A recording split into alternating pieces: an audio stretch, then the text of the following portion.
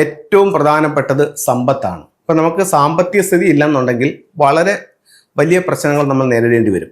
അപ്പോൾ നമ്മുടെ സാമ്പത്തിക സ്ഥിതിയെ ബാധിക്കുന്ന വാസ്തുപ്രകാരമുള്ള ഒരു ദിക്കെന്ന് പറയുന്നത് തെക്ക് പടിഞ്ഞാറ് എന്ന് പറയുന്ന കന്നിമൂലയാണ്. അതായത് സൗത്തും വെസ്റ്റും കൂടിച്ചേരുന്ന മൂല. നമുക്ക് ഇപ്പൊ പല ഭൂമിയിലും നമ്മൾ ചെന്ന് നോക്കുമ്പോൾ, കോമ്പസ് വെച്ച് നോക്കുമ്പോൾ ഒരിക്കലും നമ്മുടെ ഒരു ഉദ്ദേശം വെച്ചിട്ട് നോക്കരുത്. കറക്റ്റ് കോമ്പസ് വെച്ചിട്ട് മാത്രമേ ചെയ്യാവൂ. 3ഉം 4ഉം കോമ്പസുകൾ ഉപയോഗിച്ചുകൊണ്ടാണ് നമ്മൾ ഒരു ദിക്കിനെ കറക്റ്റ് ചെയ്യുന്നത്. കാരണം ഒരു കാരണവശാലും നമുക്ക് ഈ കോമ്പസിൽ ഒരു എറർ കാണിച്ചാൽ നമ്മൾ ഈ പറയുന്ന മൊത്തം കാര്യവും തെറ്റും. അപ്പൊ അതുകൊണ്ട് എപ്പോഴും ഒരു 3-4 കോമ്പസുകൾ പല സൈസിലുള്ളത് ഉപയോഗിച്ചുകൊണ്ടാണ് നമ്മൾ ഓരോ വീടിന്റെയും ഡിഗ്രി എടുക്കുന്നതായാലും ശരി തന്നെ, അതിന്റെ ദിക്കുകളെ പറ്റി സംസാരിക്കുന്നതായാലും ശരി തന്നെ. അപ്പൊ നമ്മൾ എടുത്തു. അതുപോലെ ഇപ്പൊ തന്നെ ആ വീട്ടുകാരടുത്തും ചോദിക്കും, ഇവിടെ കിഴക്ക് എവിടെയാണ്, നമുക്ക് അറിഞ്ഞുകൂടാത്തോണ്ടല്ല അവരടുത്ത് ചോദിക്കുന്നത്, അവരടുത്തും കൂടെ അതൊന്ന് ഉറപ്പിക്കുകയാണ്. അങ്ങനെ ദിക്കിനെ നമ്മൾ മനസ്സിലാക്കുന്നു. പല വീടുകളിലും അപ്പൊ നമ്മൾ സ്ട്രൈറ്റ് നോക്കുന്നത് ഈസ്റ്റോ വെസ്റ്റോ സൗത്തോ നോർത്തോ ആയിരിക്കില്ല. നമ്മൾ കോമ്പസ് വെച്ച് നോക്കുന്നത് ചിലപ്പോൾ അത് സൗത്ത് ഈസ്റ്റ് ആയിരിക്കും. അതായത് തെക്കും കിഴക്കും കൂടെ കൂടിച്ചേരുന്ന സ്ഥലം. അപ്പോൾ സാധാരണ ഒരു വസ്തുവിലാണെങ്കിൽ ഈ രീതിയിലായിരിക്കും അത് വരുന്നത്. ഒന്നെന്ന് പറഞ്ഞു കഴിഞ്ഞാൽ നമ്മളിതിപ്പോ ഒരു സ്ക്വയർ ലാൻഡ് എടുത്തു. ഇതിന്റെ ഈ ഭാഗത്ത് സൗത്ത് ഈസ്റ്റ് ആയിരിക്കും. അപ്പൊ സൗത്ത് വരുന്നത് ഈ ഒരു കോർണറിലായിരിക്കും. അപ്പൊ സൗത്ത് വെസ്റ്റ് വരുന്നതോ ഇവിടെ ആയിരിക്കും. വെസ്റ്റ് ഈ കോർണറിലേക്ക് പോകും. ഇതിന്റെ നേരെ സെൻട്രലിൽ വരുന്ന ഭാഗം നോർത്ത് വെസ്റ്റ് ആവും. ഇവിടെ വരുന്നത് നോർത്ത് ആവും. ഇവിടെ വരുന്നത് നോർത്ത് ഈസ്റ്റ് ആവും. ഈ കോർണറോ ഈസ്റ്റ് ആവും. ഇവിടെ കണ്ടോ, സെൻട്രൽ വരേണ്ടതായിട്ടുള്ള ദിക്കുകളെ സൂചിപ്പിക്കുന്ന സൗത്ത് നോർത്ത് ഈസ്റ്റ് മൂലകളിലേക്കും പോയി, മൂലകളിൽ വന്ന് നിൽക്കുന്നത് സെൻട്രലിലേക്കും പോയി. അപ്പം ഈ വീട്ടിൽ കറക്റ്റ് കോമ്പസ് വെച്ച് നോക്കുമ്പോൾ ഇതിന്റെ കന്നി എന്ന് പറയുന്നത് എവിടെയാണ്? ഈ ഭാഗമാണ്. ഈ പറയുന്ന 45 ഡിഗ്രിയാണ് ഇതിന്റെ കന്നി എന്ന് പറയുന്ന ഭാഗം. അപ്പൊ എല്ലാ വീട്ടിലും ഇതൊരു മൂല തന്നെ വരണമെന്നില്ല. കറക്റ്റ് കോമ്പസിൽ എവിടെയാണോ കാണിക്കുന്നത് അതാണ് കറക്റ്റ്. അപ്പൊ ഈ തെക്ക് പടിഞ്ഞാറ് ഭാഗത്ത് ഉണ്ടാകാവുന്ന പ്രശ്നങ്ങൾ നമ്മുടെ സമ്പത്തിനെ ബാധിക്കും. അത് ഒന്നെന്ന് പറയുന്നത് നിങ്ങളുടെ വീടിന്റെ കന്നിമൂല നഷ്ടപ്പെട്ടു പോവുക. എന്താ കന്നിമൂല നഷ്ടപ്പെട്ടു പോവുക എന്ന് ചോദിച്ചു കഴിഞ്ഞാൽ, ഇപ്പൊ നമ്മൾ ഒരു സ്ക്വയർ ഷേപ്പിലുള്ള വീടാണെന്ന് ഇരിക്കട്ടെ. അതായത് ഈ വീടിന് ദിക്കിന് തിരിവില്ല. ഈ രീതി സൗത്ത് നോർത്ത് വെസ്റ്റ് ഈസ്റ്റ്. അപ്പൊ അങ്ങനെയാണെന്നുണ്ടെങ്കിൽ ഈ വീടിനെ സംബന്ധിച്ചിടത്തോളം സൗത്ത് വെസ്റ്റ് എന്ന് പറയുന്ന ഈ കോർണറാണ്. നിങ്ങൾ വീട് വെച്ചപ്പോൾ ഈ മൂല ഇത്രയും പല കാരണങ്ങളാൽ നിങ്ങൾ ഉപേക്ഷിച്ചു. ഒന്നുകിൽ നിങ്ങൾക്ക് അത്രയും ആ ഭാഗത്ത് സ്ഥലമില്ലായിരിക്കും, അതല്ലെന്നുണ്ടെങ്കിൽ ആ ഭാഗത്ത് നിങ്ങൾക്ക് മറ്റൊരു നിർമ്മിതി പണ്ടങ്ങോ വെച്ചിട്ടുള്ളതായിരിക്കും, അത് പൊളിക്കാണ്ടെന്ന് വിചാരിച്ചിട്ട് നിങ്ങളെ ഒഴിവാക്കിയതായിരിക്കും. എന്തായാലും ഈ മൂല ഇങ്ങനെ പോയിട്ടുണ്ടെന്ന് കരുതുക. ഇതിനെ കന്നിമൂല നഷ്ടപ്പെട്ട വീടായിട്ട് കണക്കാക്കും. അങ്ങനെയാണെങ്കിൽ ഇവിടെ സാമ്പത്തിക പ്രശ്നം ഉണ്ടാവും.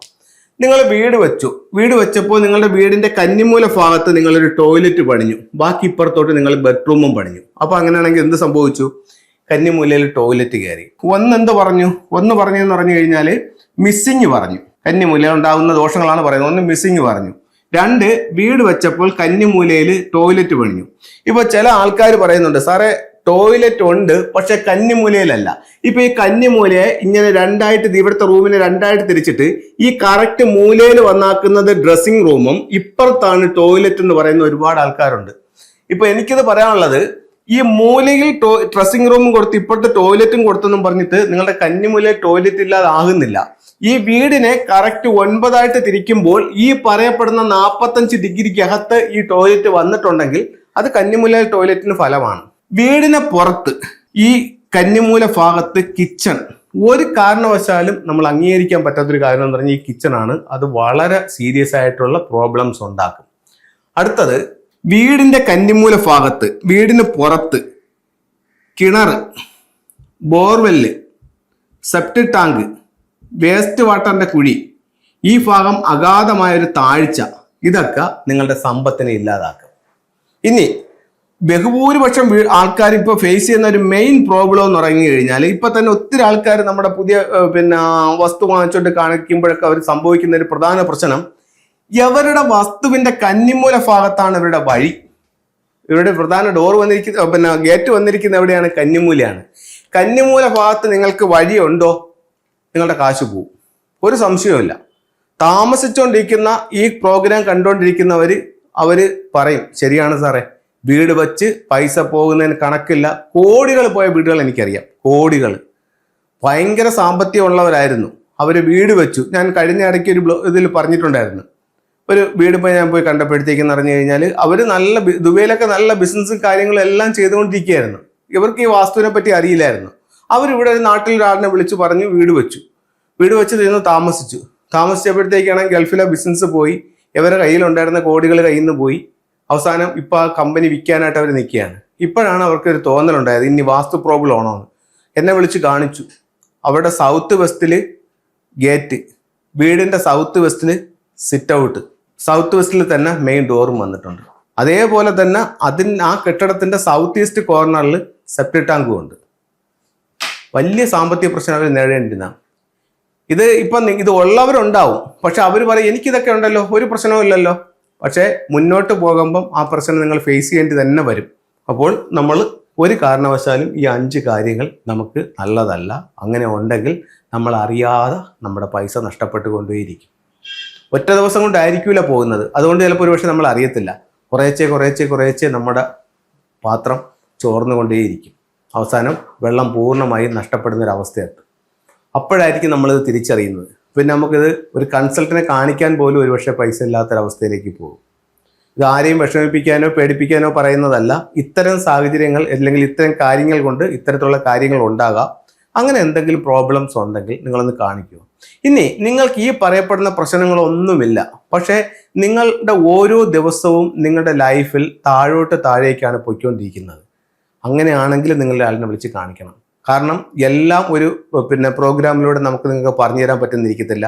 നിങ്ങൾ കാണാത്തതും അറിയാത്തതുമായ ഒരുപാട് വാസ്തു കാര്യങ്ങൾ ഉണ്ടാവാം. ഫെങ്ഷുയിലെ ചില പ്രശ്നങ്ങളാകാം. അതെന്താണെന്ന് നോക്കി അതിനെ തടയിടുക, നിങ്ങളുടെ ലൈഫ് മുന്നോട്ട് കൊണ്ടുപോവുക. ഇനി ഫെങ്ഷു പ്രകാരം ചില ടൂളുകൾ ഉപയോഗിക്കാം. ഇപ്പം നമുക്കൊരു ടൂൾ വെക്കുമ്പോഴത്തേക്ക് ഒരു സാധനം വെച്ചാൽ പൈസ വരും, അങ്ങനെയാണെങ്കിൽ എല്ലാവർക്കും ഇതങ്ങ് വാങ്ങിച്ചു വെച്ചാൽ പോരെ എന്നൊക്കെ ചിന്തിക്കുന്നവരുണ്ടാവും. പക്ഷേ ഇത് ഉപയോഗിക്കുന്നവർക്ക് അറിയാം അതിൻ്റെ റിസൾട്ട്. ഇത് ചൈനീസ് കോയിൻസ് ആണ്. ഇതിൽ ഏറ്റവും വില കുറഞ്ഞ് നമുക്ക് വാങ്ങിക്കാൻ പറ്റുന്ന കോയിൻസ് ആണ് ഇത്. ഇപ്പോൾ ഒരു ഫെങ്ഷുയെ പറ്റി താല്പര്യമുള്ളവർക്ക് 2 കോയിൻസ് വാങ്ങിച്ച് നിങ്ങൾ സൂക്ഷിച്ചു നോക്കൂ, അതിൻ്റെ വ്യത്യാസം അറിയാൻ പറ്റും. ഇതൊരു ഗോൾഡിൻ്റെയും ഒരു കോപ്പറിൻ്റെയും കോയിൻസ് ആണ്. ഇത് നമ്മുടെ സമ്പത്തിന് നേട്ടത്തിന് വേണ്ടിയിട്ട് നമുക്ക് ഉപയോഗിക്കാവുന്നതാണ്. അതുപോലെ ഉപയോഗിക്കാവുന്ന മറ്റൊരു കോയിൻസ് എന്ന് പറയുന്ന ഈ കുബേർ കോയിൻസ് എന്ന് പറയും. ഇത്തരത്തിലുള്ള കുബേർ കോയിൻസും നമുക്ക് പേഴ്സിനകത്തോ നമ്മുടെ ക്യാഷ് ബോക്സിലോ വയ്ക്കാം. ഇനി ഇൻഗോട്ട് എന്ന് പറയും, സ്വർണ്ണക്കട്ടിയായിട്ട്. അതായത് പണ്ട് ചൈനീസിൽ ഉപയോഗിച്ചിരുന്ന ഒരു സിമ്പിളാണത്. നമ്മുടെ സ്വർണ്ണ ബിസ്ക്കറ്റിന് പോലെ അവർ ഇത്തരത്തിലായിരുന്നു ഗോൾഡ് സൂക്ഷിച്ചിരുന്നത്. അപ്പോൾ ഇത് നമുക്ക് കൈവശം സൂക്ഷിക്കുന്ന നമ്മളിലേക്കുള്ള സ്വർണ്ണ സമ്പാദ്യങ്ങൾക്കായിട്ട് നല്ലൊരു ടൂളായിട്ട് ഫെങ്ഷുയിലിനെ കണക്കാക്കുന്നു. ഇത് സിട്രിൻ എന്ന് പറഞ്ഞിട്ടൊരു സ്റ്റോൺ ആണ്. ഇത് വെൽത്തിനെ അട്രാക്ട് ചെയ്യും. ഇപ്പൊ ഈ കിടക്കുന്ന ബ്രേസ്ലെറ്റും സിട്രിന്റെ സ്റ്റോൺസ് ആണ്. ഇപ്പൊ ഇതിന്റെ ബ്രേസ്ലെറ്റ് ഉണ്ട്, മാലകളുണ്ട്, സ്റ്റോൺസ് ഉണ്ട്. ഇത് നമ്മുടെ ക്യാഷ് ബോക്സിനകത്തോ നമ്മുടെ ശരീരത്തോ ധരിക്കുകയാണെങ്കിൽ നമ്മൾ സമ്പത്തിനെ ആകർഷിക്കും എന്നാണ് പറയുന്നത്. അപ്പൊ എല്ലാവർക്കും എല്ലാ ഐശ്വര്യങ്ങളും ഉണ്ടാവട്ടെ എന്ന് പ്രാർത്ഥിച്ചുകൊണ്ട് നിർത്തുന്നു. നന്ദി, നമസ്തേ.